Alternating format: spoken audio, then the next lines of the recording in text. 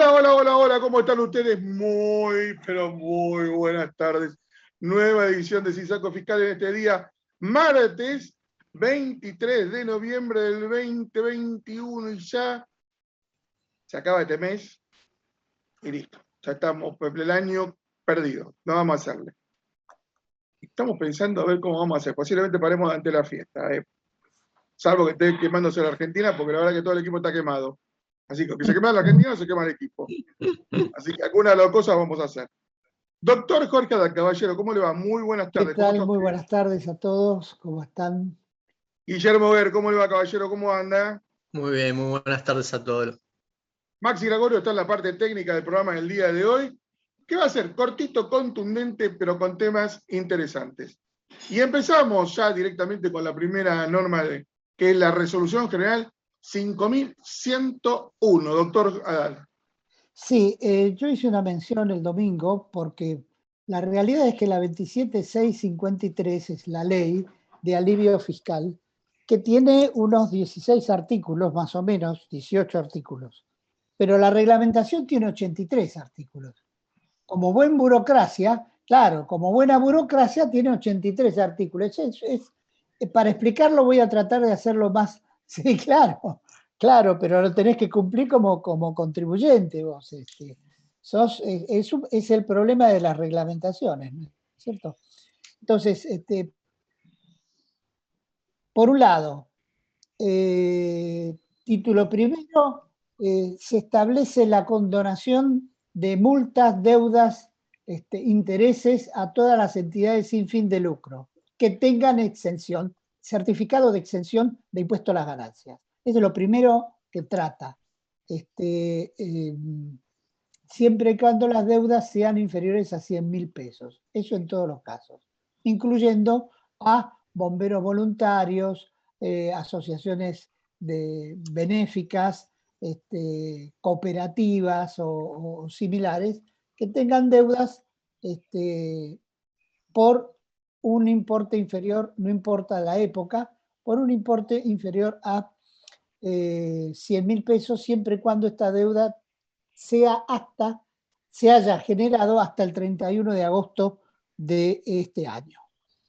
Eso por un lado. Y ahí hay una serie de reglamentaciones y cómo se tiene que entrar y por dónde tiene que entrar en la página, cómo se tiene que acreditar. Bueno, después la AFIP dispuso la suspensión de ejecuciones fiscales y de trabas de medidas cautelares hasta el 31 de diciembre del 21. Este beneficio alcanza exclusivamente a las micro y pequeñas empresas, así como a aquellos contribuyentes que desarrollan actividades afectadas en forma crítica.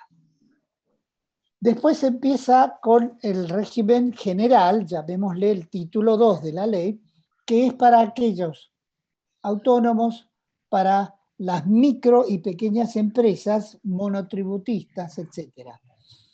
Ahí establece el beneficio también hasta 100.000 pesos, pero las deudas esas al 31 de agosto. Con lo cual, si recordamos, el vencimiento de impuesto a las ganancias y bienes personales fue, si mal no recuerdo, entre el 10 y el 15 de agosto, con lo cual la incluyen esto. El beneficio debe presentarse ante la propia AFIP y hay plazos bastante extensos, por ejemplo, para incluirse en un plan de facilidades de pago, una moratoria, que haya caído, o sea, esta ley no me permite reformular la moratoria vigente, sí me permite reformular la moratoria caída, que es distinto. Entonces, tengo plazo hasta para la moratoria entre el 29 de noviembre del 2021 y el 15 de marzo del 2022. La primer cuota va a vencer el 16 de abril y las cuotas subsiguientes 16 de cada mes. La caducidad, en el caso de situaciones de planes de facilidades de pago, tiene que haber ocurrido antes del 31 de agosto. El 31 de agosto debemos tomarlo como fecha tope. Y de ahí en más, durante todo este tiempo, hasta periodos de marzo y desde el mes de diciembre, para poder incluirse. Lo mismo ocurre con la regularización de multas. Así que son las tres beneficios que hay generados para aquellos contribuyentes que han estado en una situación de deuda.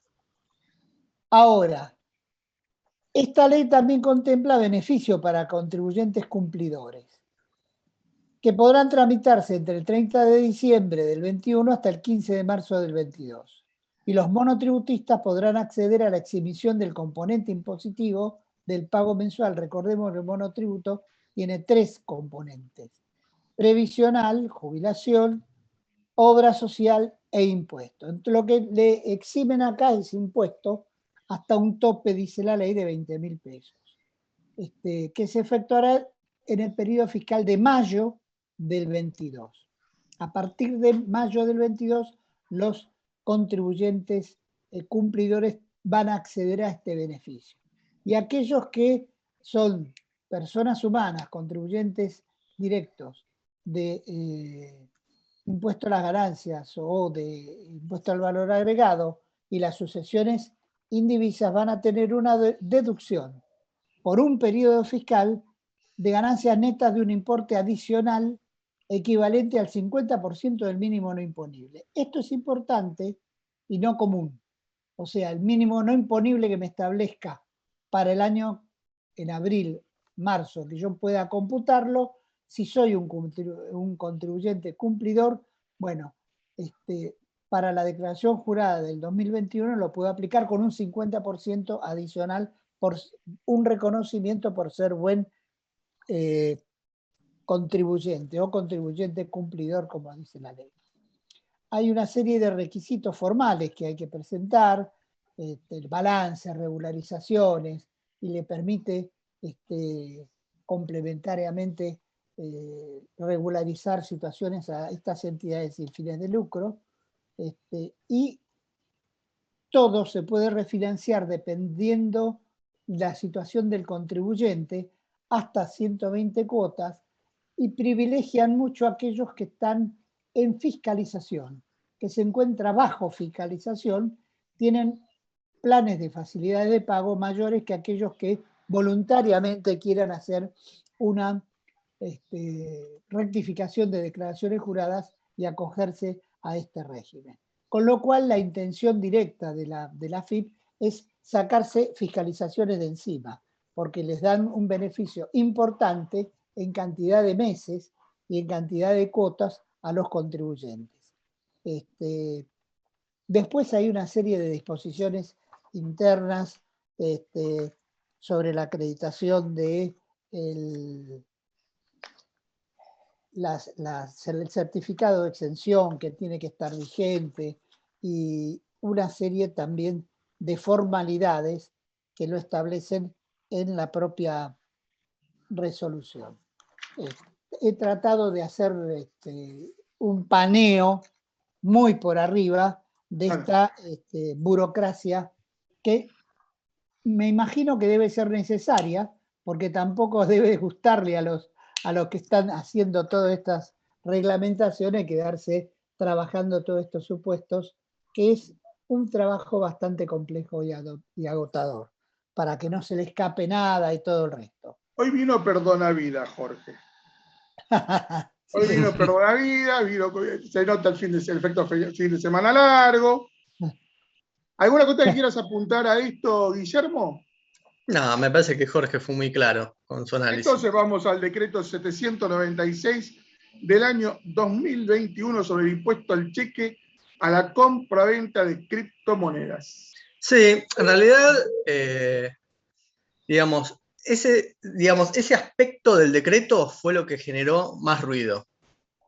El decreto establece otras modificaciones, de hecho en los considerandos hablan de tratar de adecuar y armonizar algunas operaciones a lo que resulta de las transferencias 3.0 y demás, pero la realidad lo que hizo más ruido fue justamente este aspecto, ¿no? Esta inclusión en el decreto, puntualmente en el anteúltimo párrafo del artículo 10 del anexo del decreto 380, que el decreto 380 es del año 2001 y se va actualizando. Bueno, recordemos que este impuesto sobre los créditos y débitos por la ley de competitividad de allá del año 2001. Y bueno, este decreto y este anexo se van actualizando constantemente. ¿Y qué es lo que dice, digamos, qué es lo que establece esta incorporación?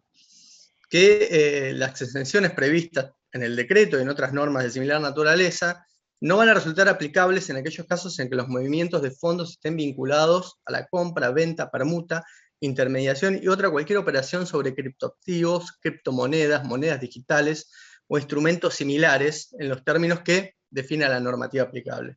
Recordemos que acá en Argentina no tenemos una normativa expresa que defina qué es cada una de estas figuras, que es un criptoactivo, que es una criptomoneda, que es una moneda digital, con lo cual está todo librado, digamos, a lo que establezca el regulador, al azar, a lo que establezca el regulador y a lo que entienda el regulador como un criptoactivo. De hecho, si uno también lee los quincegerandos de este decreto, establecen un párrafo que resultaría prudente limitar las excepciones vigentes en el caso de intervenir determinados instrumentos tales como monedas digitales o similares. Término totalmente vago. Por ejemplo, vos usas Huracán, te compras la stablecoin de Huracán, sí, ponele. Como parte de ser miembro de haber comprado stablecoin, te permiten ir a un palco y llevarte una camiseta. Sí. O sea, vos te van a cobrar impuestos por eso. Para comprarte un stablecoin para ver una vez por año un palco y para que te van a regalar una camiseta. Con esta definición sí, estaría, digamos, alcanzado, porque no está definido, digamos, habla de cualquier tipo de activo digital, y lo que vos mencionaste es un token que en definitiva es un activo digital, que no es estrictamente una cripto. Pero bueno, como habla de criptoactivos, podría ser todo. Con lo cual, digamos, esto generó mucho ruido, más que nada, bueno, principalmente en los medios y también dentro de lo que son el ecosistema de cripto, ¿no? Digamos, no solamente respecto a los... Y fintech también. Y fintech también. Fintech. Sí, sí. Bueno, porque hay muchas fintech que están abocadas específicamente a lo que es el ecosistema cripto. Una de ellas es Lemon, por ejemplo. O Mercado Pago, que lo acaba de lanzar en Brasil. Sí, sí, sí, sí. Mercado Pago también. Bueno, justamente ahí está el tema, digamos. Con esta resolución o con esta regulación, lo que se ataca es justamente a las operaciones en blanco que se hacen justamente para adquirir criptoactivos, y que son esencialmente las que generan trabajo en Argentina también.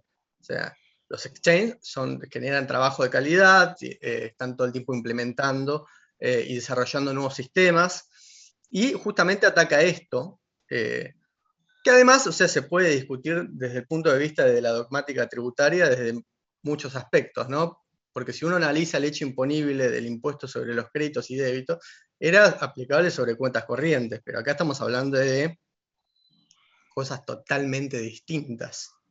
Guillermo, acá estamos hablando de que el gobierno acaba de crear las cuevas cripto. Totalmente, que ya existían, y de hecho van a ir todos a las cuevas Ahora cripto. van a crecer las cuevas cripto. Le regalaron al mercado negro un nuevo negocio. Totalmente. No, Sí, sí. no te descuento el cheque, te doy un crédito hipotecario o usurero y además te puedo negociar tema de criptos, con la inseguridad que eso implica. Pues yo voy con cash, el tipo me agarra, me la deposita en una cuenta supuestamente en Singapur, me lo deriva a otra cuenta que yo supuestamente tengo que tener en Miami, y Dios dirá si está eso y lo puedo controlar de alguna forma. Sí, sí, aparte, bueno, convengamos que también hay una cierta trazabilidad sobre determinadas criptomonedas, y hay algunas que en definitiva pueden tener algún, si se quiere, alguna trazabilidad media negativa también, con lo cual tampoco sabes bien qué te están transfiriendo a tu wallet a través de cash, ¿no? Pero bueno, al margen de eso también... una wallet en blanco, puedo controlar que me hayan depositado como corresponde o una control de una cuenta. Pero eso es lo que facilita que se salga plata de la Argentina. Totalmente, totalmente. Y al margen de eso, también, digamos, es digamos, como te mencioné anteriormente, o sea, está mucho en juego ahí lo que es el principio de reserva de ley, ¿no? También si a través de un decreto de pronto podemos decir, bueno, las operaciones en cuentas, cuenta virtual, cuentas, digamos, lo que vos quieras, van a estar cuando estén vinculados con la compra de criptoactivos, va a estar alcanzado por impuestos sobre los débitos y créditos, ¿no?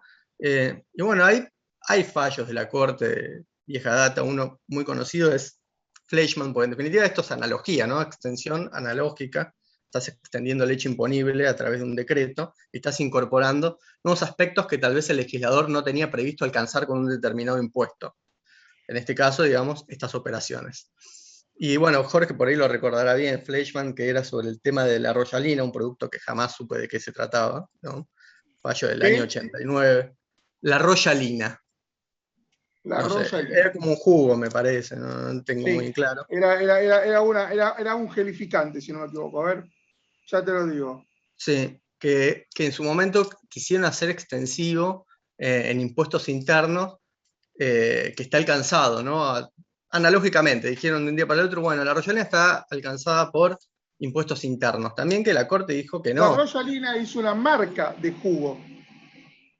Uh-huh. Es una marca de jugo argentina. Claro, era, bueno, en ese momento no entraba dentro del hecho imponible de internos. Y bueno, la Corte ahí fue muy clara respecto del principio de reserva legal y la extensión analógica que se puede hacer sobre determinadas manifestaciones y si correspondía que estén alcanzadas por impuestos o no. Me parece que acá, si bien, digamos, tal vez debería ser una acción, ¿no? Que por ahí propia gente del ecosistema por ahí tendría que plantear, ¿no? A ver si esto se puede hacer o no, digamos. Creo que el efecto negativo más inmediato, o sea, no sé si tampoco se va a organizar alguien a iniciar una acción contra este decreto, ¿no? Pero creo que, digamos, el efecto negativo más inmediato es el que estamos analizando acá, ¿no? Que fomenta la irregularidad, ¿no? En estas operaciones. Porque, como vos decís, alguien se va a ir con cash y va a una cueva, que le pasen, digamos, le pasen unos criptos a su wallet, o, digamos, también van a ver, el que conoce el ecosistema sabe que la mayoría de las operaciones no se hace por exchange también, justamente por los problemas que hay hoy en día de operar a través de exchange, principalmente por ser agentes de información. Entonces, muchas operaciones se hacen peer-to-peer, o sea, yo me contacto con vos o a través de la plataforma Binance, o sea, alguien quiere vender una cripto, establece el precio, se le hace una transferencia y una vez que se le acredita la transferencia, vos te acreditan en tu wallet las cripto. Pero bueno, digamos, me parece que es un nuevo golpe, ¿no? Que se le da a este ecosistema que realmente genera trabajo de calidad en Argentina, que es lo que necesita también el Pero país. además hay una discusión si esto es un impuesto nuevo o no es un impuesto nuevo. Ahí estamos hablando, Claudio, digamos. Ahí está el tema también, es lo que yo venía hablando un poco. O sea, Porque, por ejemplo, con el impuesto al envase, la acaban de describir como una tasa de protección al medio ambiente. Sí. La pregunta, acá te agarra y te dicen, en realidad no es un impuesto nuevo, sino que es la ampliación de cobertura de un impuesto ya existente. Sí, a ver, me parece que convengamos que hay algunos principios del derecho tributario que se deberían respetar. Uno es el de reserva de ley, ¿no? Si vos vas a establecer un nuevo impuesto, tenés que mandarlo al Congreso, tenés que sacarlo por Congreso. Después, o sea, el Ejecutivo, o sea, la historia nos ha demostrado que ha avanzado sobre el poder legislativo y ha tratado de legislar en materia tributaria muchas veces. Después está, digamos, a ver si lo puede hacer o si esa facultad que se arrogó está permitida o no. Pero bueno, eso en definitiva termina siendo un debate que se traslada a la justicia, ¿no? ¿Vieron mientras tanto? Doctor, ¿algún apunte de esto? Sí, que como dijo Guillermo, esto es viejo, viene del 2001 más o menos, y como cada vez es más común, el legislativo, en vez de asumir su propia responsabilidad, delega funciones en el Poder Ejecutivo. Y en este tipo de leyes, especialmente la de impuestos sobre débitos y créditos bancarios, se fue haciendo como una masa que se va estirando cada vez más y después crece y sigue creciendo, pero no por leyes, no por una ley nueva, sino porque se le faculta al Poder Ejecutivo a ampliarla o incorporar otros similares a futuro. Bueno, esto realmente en los últimos 3 años ha sido ampliamente utilizado y abusado. Y esos son los problemas que trae, por eso habla él, de Guillermo, de reserva de ley. Ya es una costumbre que el Poder Ejecutivo empiece a legislar sobre temas que no le corresponde, no le compete, sino que le compete al Poder Legislativo, que tampoco lo trabaja, y cuando lo trabaja, en general no lo hace bien. En general Bien. no lo hace. ¿Algún otro apunte que quieras sumar, Guillermo? No, no. No. Entonces es un buen momento para poder hablar de una cosa que nos tiene a los dos movilizados, que es un poco las jornadas, la sexta jornada de derecho tributario que se realizan justamente esta semana. Sí, el día jueves y viernes en el Colegio Público de Abogados, el Instituto de Derecho Tributario, del cual pertenecemos los dos, organiza una jornada, la sexta jornada de Derecho Tributario, donde el tema es el colegiado. El colegiado ante los impuestos, con 2 alternativas, son 3 mesas redondas, donde se plantea la situación de, ante el abogado que recién se recibe, ¿en qué situación está frente a los impuestos? Si está bajo relación de dependencia, si va a trabajar libremente, si se va a asociar con el compañero de facultad con el cual rindió las últimas materias y se recibieron juntos, si va a hacer una sociedad o si va a formar parte del estudio jurídico del padre como socio que ya tiene una estructura. Son situaciones totalmente distintas y que normalmente el abogado que está en esta situación no tiene la más remota idea de qué impuesto le corresponde, cómo tienen que pagar. O sea, cuando hablamos de abogados en general estamos hablando para todo profesional. No, estamos hablando de un tipo que es especialista en penal, en familia, en distintos tipos de tareas que no necesariamente es un abogado tributarista.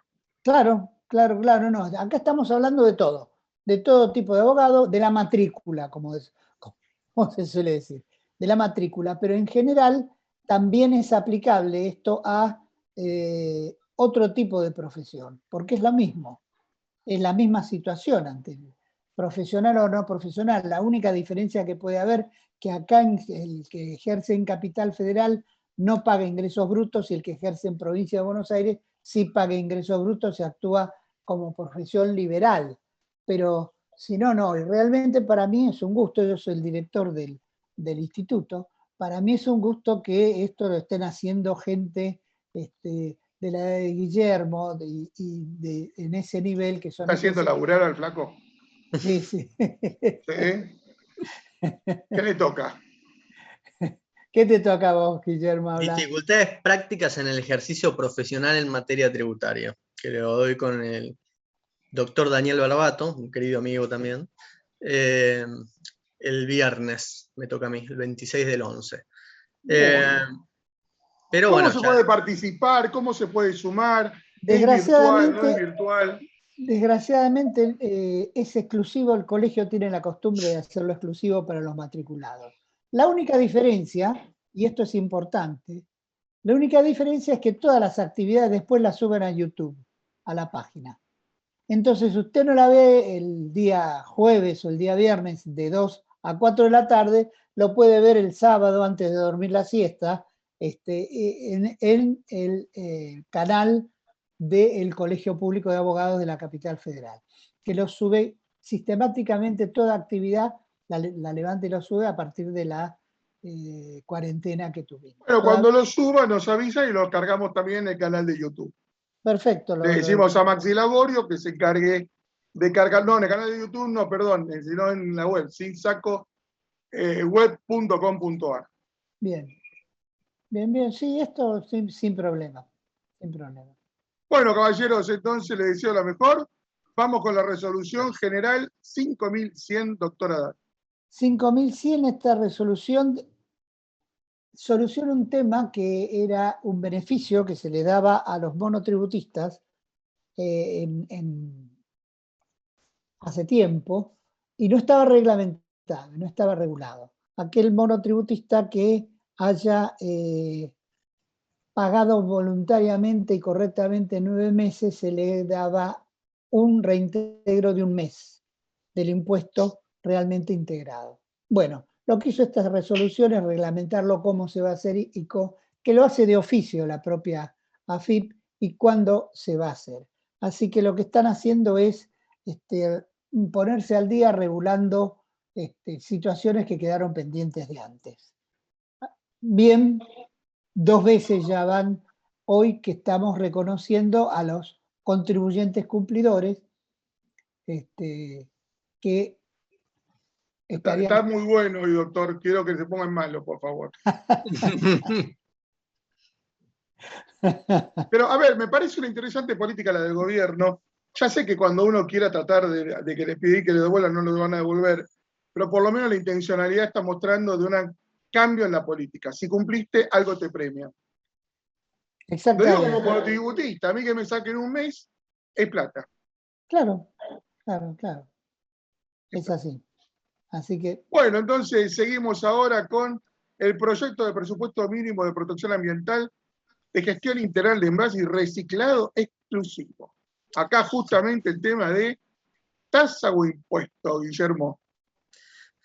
A ver, vamos a analizar si hay un servicio como contraprestación por parte del Estado, y la verdad que no se podría decir que hay un servicio. De hecho, tiene algunos objetivos.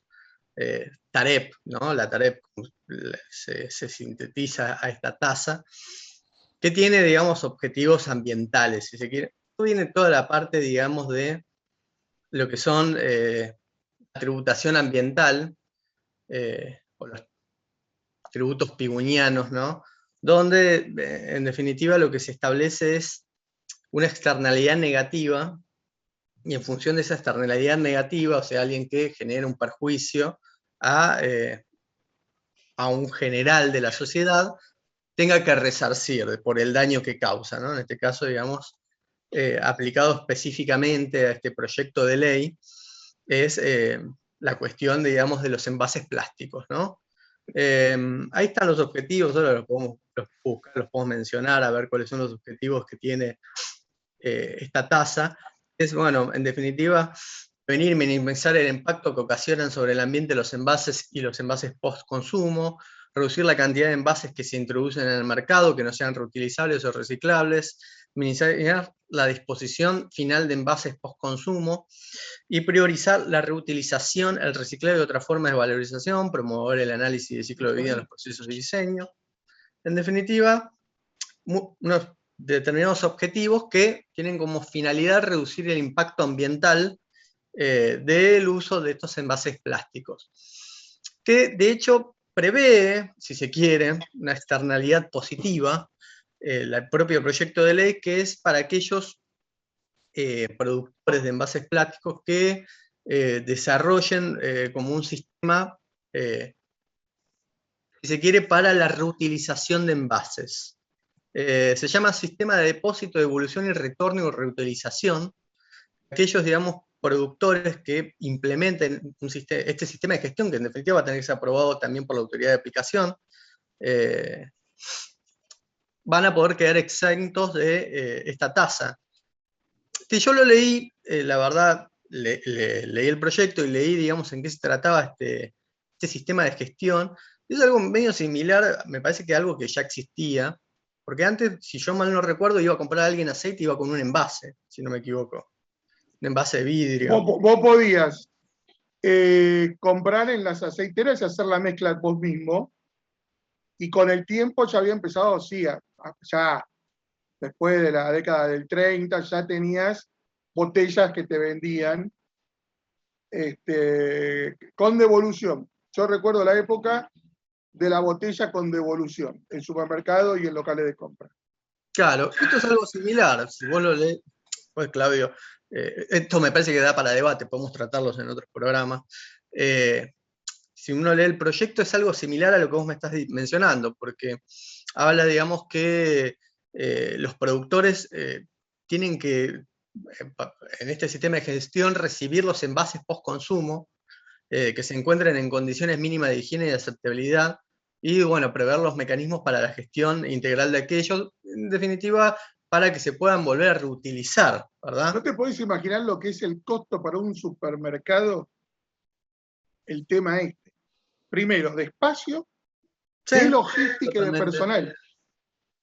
Es enorme el costo. Cuando se dejó de hacer esto, que empezaron los envases no retornables, el costo, calculá que en cada sucursal de un supermercado tenés que tener por lo menos 5 a 10 personas para este tema. Nada más que para este tema. Totalmente. Que de hecho establece también en este sistema de gestión que al envase se le va a poner un valor monetario en carácter de depósito. Con lo cual, bueno, el envase va a tener sería como un envase retornable, me imagino. Bueno, después habla, digamos, de otros objetivos, de diseñar envases eco-friendly y demás, por decirlo de alguna manera. Pero bueno, puntualmente con respecto a la tasa en sí, la tasa en sí, la recaudación se va a encargar la propia FIP, y lo recaudado va a pasar a formar un fondo, que sería como un fideicomiso. Bueno, también acá el fideicomiso no tiene, digamos, como asignación específica únicamente la cuestión ambiental, sino, si uno lo analiza, va a la FONADEP y otros lugares. O sea, también a tratar de, dice en un apartado, mejorar la calidad de vida, digamos, de aquellos trabajadores del reciclado. No es netamente la cuestión ambiental, que eso se puede cuestionar también, ¿no? Porque, o sea, me parece que tendría que estar más enfocado en la cuestión ambiental, ¿no? Bueno, la tasa esta ambiental, responsabilidad extendida del productor, o TAREP, que bueno, va a estar alcanzado por estos envases plásticos, va a tener como objeto garantizar la protección mínima ambiental y evitar el impacto negativo que estos generan sobre el ambiente. Sobre esta cuestión de la externalidad negativa que te mencionaba. De no gestionarse de acuerdo con la jerarquía de opciones y dar cumplimiento, bueno, a los objetivos que les mencioné, digamos, que establece la ley: reducir el impacto ambiental y el uso de envases plásticos.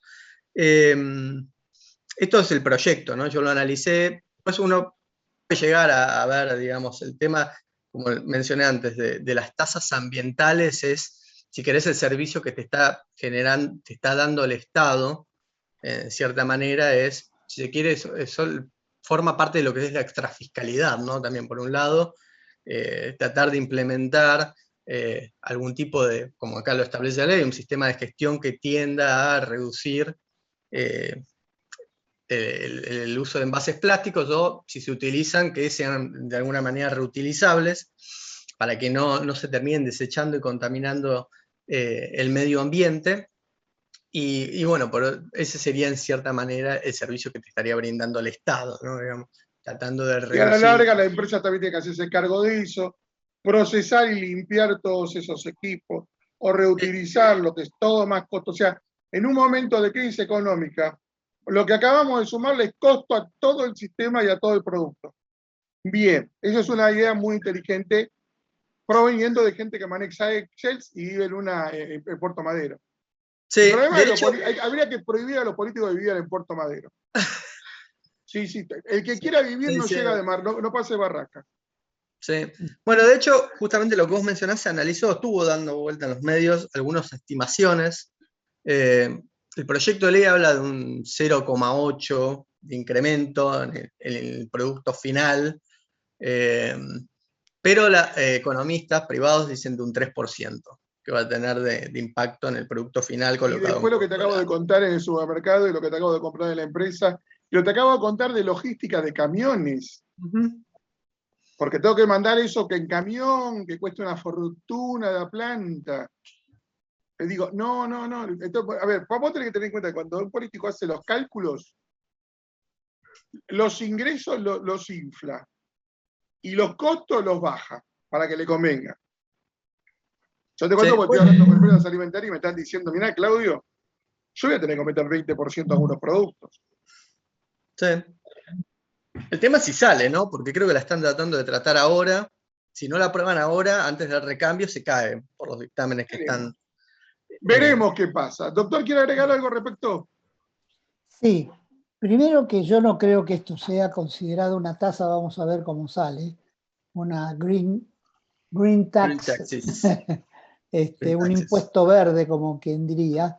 Y segundo, a mí no me gusta la AFIP, no soy amigo de la AFIP, pero entre un fideicomiso manejado por el Ministerio de Ambiente y no sé qué otra cosa más, y la AFIP, me quedo con la AFIP. Porque el fideicomiso que establece la ley, bueno, ya hemos tenido mucha experiencia con los gobiernos anteriores, desde el 2002. El filósofo Domingo Felipe Cavallo lo dijo claramente. El dinero es fungible. Claro. Una vez que entra en la caja, lo podemos usar para lo que queremos. Para lo que yo quiero. Y el objetivo, que no va a rentas generales, sino que se maneja por el ministerio, los fines que tiene realmente no son una reciprocidad para una tasa por servicio realizado. Acá no me realizan ningún servicio. Políticas de Estado y todo el resto que sean para promover determinadas cosas no es un servicio, es un impuesto. Esto. Y realmente en este momento cobrar un impuesto, como vos decías, Guillermo, que algunos economistas calculan un 3% de incidencia, es una barbaridad. En una situación tan caótica económicamente como estamos en este momento y como vamos a estar el año que viene, agregarle un impuesto nuevo y 3% a todo producto que tenga en un recipiente, llámese aceite o lo que sea, bueno, me parece totalmente inoportuno. Sí, de hecho hago un aporte chiquitín. Inglaterra tenía previsto, pero Inglaterra lo quería imponer como impuesto directamente, no como tasa. Un impuesto sobre los envases plásticos, que lo prorrogó hasta el 2022, porque la situación económica de las empresas no eran aptas por post-COVID para implementar ese impuesto.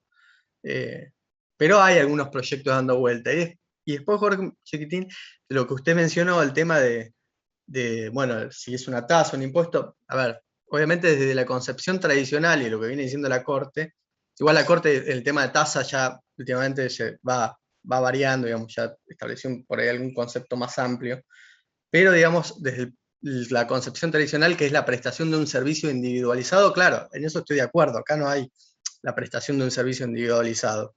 En definitiva, se le está cobrando al productor de envases un tributo en concepto de tasa que va a parar a un fondo.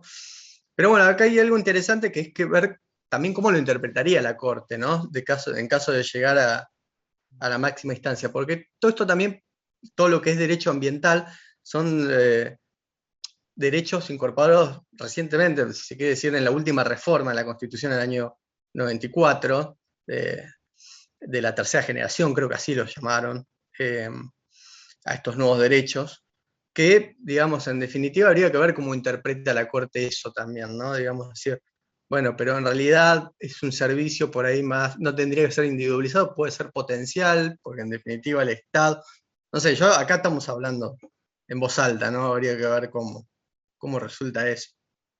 Sí, creo que Bueno, esto va pasemos. en relación, Claudio, creo que esto va en relación directo por quienes lo presentan, aunque no tenga tanta afinidad, pero va en relación con lo que dijo el presidente sobre transformar la Argentina en un país con cero contaminación, etcétera, y tratar de pagarla con la deuda externa con este tipo de cosas, de A mí me dice que es muy actividades fácil, que Cabandier dijo, si no me dan guita me voy, claro. y Bueno, presentó el proyecto sobre la mesa. claro, Bueno, está bien. claro. Es más que Todos seguro. quieren tener caja, Jorge, para gobernar. Claro, claro. Nadie quiere ser pobre en la administración pública. El tema es que Todos tienen que tener guita para poder vivir. O sea, cada dueño de un tesoro quiere ser. Bueno, a Cabandier le dieron el suyo. Son todos kioscos, ¿no? Todos que financiamos nosotros. Vamos Por con supuesto. la prórroga de 50 años. ¿Qué pasó ahí? Y esto es otra cosa de locos, ¿no? Porque Hablando financiero. yo tomo las palabras de Luciano Laspina que dijo, esto es absurdo, es una locura. Parece como si estuviéramos legislando en Finlandia y no en Argentina. Existen determinados impuestos que gravan las entradas de espectáculos cinematográficos, los servicios de comunicación audiovisual y los premios de determinados juegos de sorteo y concursos deportivos. Esos tienen, van a rentas generales y de rentas generales se van distribuyendo a diversos destinos, de acuerdo al presupuesto. Y pero van a políticas culturales. Generalmente todos esos tienen destino de políticas culturales y Exacto. comunicacionales. Lo que hace es prorrogar por 50 años este impuesto que vence el año que viene, en diciembre del año que viene, lo prorroga por 50 años, estos 3 impuestos, y le da directamente la afectación específica para el Instituto Nacional de Música, el Instituto Nacional del Teatro, las bibliotecas populares. Ahora, decime, hay una entidad de bibliotecas populares, pero decime cuál es, la biblioteca de quién, qué amigo, qué... Bueno. Tenemos que armar la Biblioteca Popular Claudio Charrutini. Sí, señor. Las producciones del Sistema Nacional de Medios Públicos, el ENACOM, Radio y Televisión Argentina y la Defensoría del Público de los Servicios de Comunicación Audiovisual. Todo organismo que depende del Ministerio de Cultura de Tristán Bauer. Claro. Otra caja para otro amigo. Otra caja. Pero por para financiar a los militantes, para financiar películas que la gente no ve. Por ejemplo, la película de El Grande, que vamos a terminar pagando todos los argentinos 20 millones de pesos por aquella entrevista que tuvo el presidente de la Nación con ese pseudo cantante. ¿Cuánto, Claudio? 20 millones de pesos. Ah, ok. Un disparate. No, es una locura, digo, es una locura porque si no hubiera 50% de pobres, si fuéramos 5% de pobres, está bien. Dilapídenla y vemos cómo la peleamos. Pero lo que pasa es que no va a los pobres, va a los ricos, va a los tipos, a los artistas, va a gente que hace películas que no ve nadie. Nadie. Nadie. 60 personas van a ver algunas películas. Sí. Pero lo que estamos bancando son artistas militantes, directores militantes. Y después vemos que Julio De Vido le ordena a Barata que moviliza a los artistas para pegarle a los pérfidos porque dijo que había 30.000 desaparecidos. Digo, yo junto A con B, perdónenme, más allá de que este problema es fiscal y no debería haber tanta política, no puedo dejar de evitar la política. Es que la política hace lo fiscal, está directamente relacionado uno con otro. Realmente... Pero la locura de prorrogar por 50 años, ese es el punto. O sea, así fuera el impuesto a la zanahoria, dedicado a Claudio Charrutini, también es injusto que un impuesto se prorrogue por 50 años. Sí, es un disparate. Aunque aparte, hay solidez, a la larga dure 50 años. Claro, pero a la pregunta que yo le hago es, ¿hay sostén para una medida como este tipo? ¿Es usual en Argentina que se prorrogue el impuesto a 50 años? No, que duren 50 años más, por supuesto. De 1932 el impuesto a los réditos, ahora tenemos impuesto a las ganancias, lo mismo. Va a cumplir 90 años, 80 años, pero así 50 años de golpe, no, porque esto fue prorrogándose por 3 años, por 5, por 10 fue lo máximo que se prorrogó el impuesto. Pero además en medios de comunicación donde el cambio tecnológico es absoluto. Sí. A ver, ¿alguien me puede decir que en 35 años va a existir la radio? ¿Que va a existir el cine? ¿Que va a existir el teatro? Yo no sé lo que va a existir. No sé lo que va a existir. Pero lo que digo es, 50 años es una locura para algo que hoy está teniendo una revolución cultural además. Sí. A mí lo que me mata es la irracionalidad de la medida. Si a mí me decían 10 años, hasta por ahí llegaba a aceptar el plazo.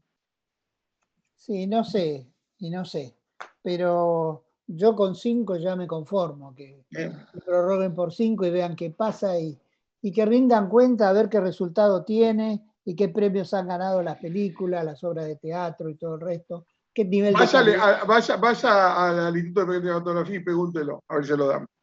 Sí. Ni No, siquiera responden los pedidos de información de los señores legisladores nacionales. claro. Ni siquiera cuando un ciudadano va con un documento de pedido de información de transparencia, de información pública, que es obligatorio por ley, no lo responde. Qué bueno, estamos así. Bueno, dejemos los 50 años esto y vamos a la resolución 1166 de Chubut, Guillermo. Sí, esta resolución lo que hace es ampliar el plazo para adherirse a una moratoria especial, régimen especial de regulación tributaria se llama, de la provincia de Chubut, previsto una ley provincial, ¿no? Claramente la número 96, que estableció un cronograma para, digamos, ir adhiriéndose, donde también tenía como contraprestación una reducción de los beneficios que se le concedían a los contribuyentes. Por ende, digamos, la ley original había previsto que los contribuyentes se podían adherir hasta el 30 de junio, pero también en la misma ley se faculta para prorrogar este plazo, pero con esta reducción de beneficios que te mencioné.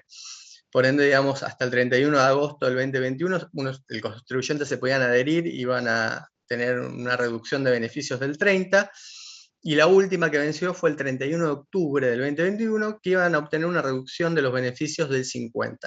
¿Qué es lo que pasó? ¿Por qué se saca esta resolución? Porque por una cuestión sistémica hubo muchos contribuyentes que pretendieron adherirse y no pudieron efectivizar su adhesión por problemas del sistema. ¿Por qué? Porque el mecanismo para adherirse es solicitar al propio organismo, a través de la ventanilla electrónica de la administración, que se le efectúe, digamos, se le ponga en pantalla la deuda, ¿no? El contribuyente lo que tiene que hacer es efectuar la solicitud de deuda y después el organismo la pone a disposición. Y una vez que está a disposición, ahí recién puede adherirse a los planes. Lo que sucedió fue que se hicieron sucesivos pedidos y parece ser que no se cargó la deuda a los contribuyentes y por ende estaba toda una cuestión de duda a ver si les correspondía la reducción del beneficio del 50% o entraban dentro de la reducción del beneficio del 80%, que es cuando los contribuyentes se pueden adherir hasta el 31 de diciembre del 2021. Esta resolución lo que viene es aclarar eso, es decir, básicamente aquellos contribuyentes que solicitaron la adhesión antes del 31 de octubre, por más de que no se les haya cargado la deuda para que puedan adherirse a los planes, van a tener el beneficio del 50% y no se les va a aplicar la reducción del beneficio del 80%. La tomé porque me pareció interesante, digamos, como, digamos, bueno, es parte, digamos, también un poco de lo que vamos a charlar por ahí el viernes en las jornadas, ¿no? Estas dificultades prácticas, ¿no? Que pueden llegar a suceder a raíz de la tecnología, y también el problema que se sucede cuando no te permiten la asistencia presencial o una agencia, ¿no? Una administración tributaria. Por eso también es lo que sucede. Antes, generalmente, cuando tenías estos problemas, ibas hasta la agencia y tratabas de solucionarlo. Hoy por hoy, no hay atención presencial 100% en las administraciones tributarias.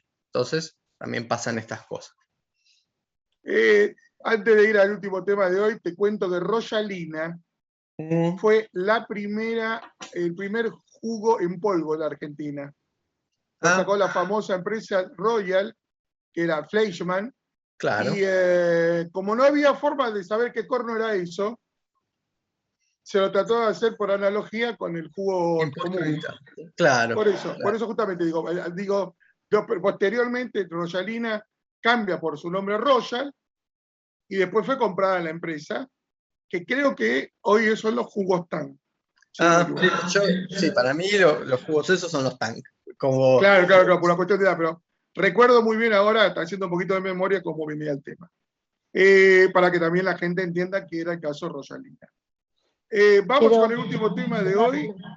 Sí, antes del último quiero mencionar algo. En ese tipo de actividad y de productos, impuestos internos, que era un área especial dentro de la Dirección General Impositiva, eran más químicos que los químicos, más físicos que los físicos, y realmente tenían unas interpretaciones que iban contra natura, contra todo lo que te imagines. Y aplicaban lo Agarraban que ellos el manual y consideraban. hacían lo contrario. Agarraban el manual Exactamente. de merciología, se llamaba, Sí, la sí. materia, merciología, y hacían todo lo contrario. Sí, sí, sí. Era una cosa, realmente una cosa de locos era lo que hacían. Yo recuerdo un caso como anecdótico, ¿no? Que no me acuerdo cuál era la empresa que fabricaba azulejos. ¿Cerámica San Lorenzo sería, Jorge? Cerámica No, esa San es nueva. Lorenzo.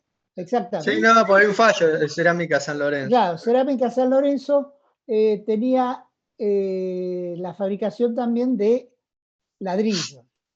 Fabricaba ladrillos y el ladrillo estaba exento de impuestos internos, pero la cerámica no.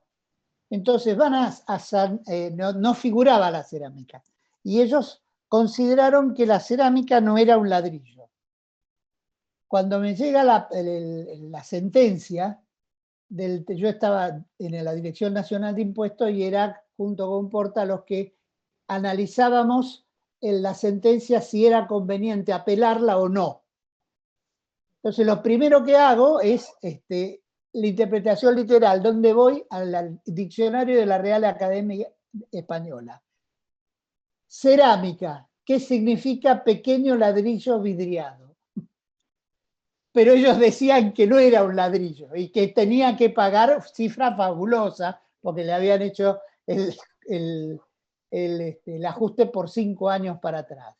Y por supuesto lo rechazamos, eso, pequeño ladrillo vidriado, o el azulejo es un pájaro de la pampa. Entonces, la interpretación mía fue, o se considera que es un pájaro lo que hace Cerámica San Lorenzo, fabrica pájaros, o es un ladrillo pequeño vidriado. Uno de los dos, una de las anécdotas de esas. Bravo, Jorge, doctor, ¿eso lo puso por escrito en su dictamen? Sí, sí, fue el dictamen mío. Fue el dictamen mío para rechazarlo, claro. Claro. Más claro imposible, que no vengan a venir con interpretaciones esotéricas, que eran típicas de, en esa época, impuestos internos estaba dividido del resto.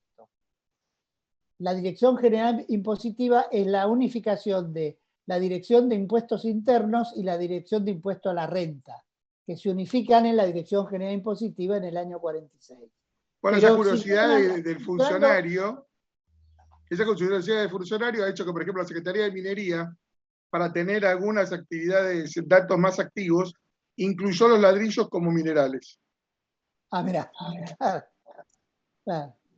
Bueno. Vamos entonces ahora al análisis del fallo del día de hoy, Dolor. El doctor Adán. Sí, hoy tenemos Daily Express Sociedad Anónima, una sentencia de la Sala Quinta de la Cámara Contencioso Administrativo Federal de la Capital Federal. Es algo bastante común lo que ocurre acá, que es la suspensión del quit.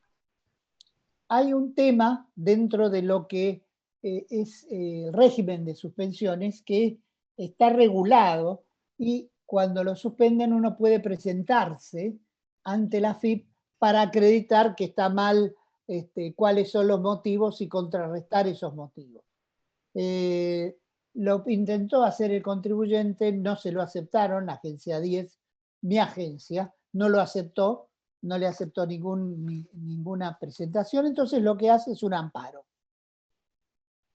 Y es interesante la sentencia porque lo que hace es analizar los hechos y cómo fueron ocurriendo.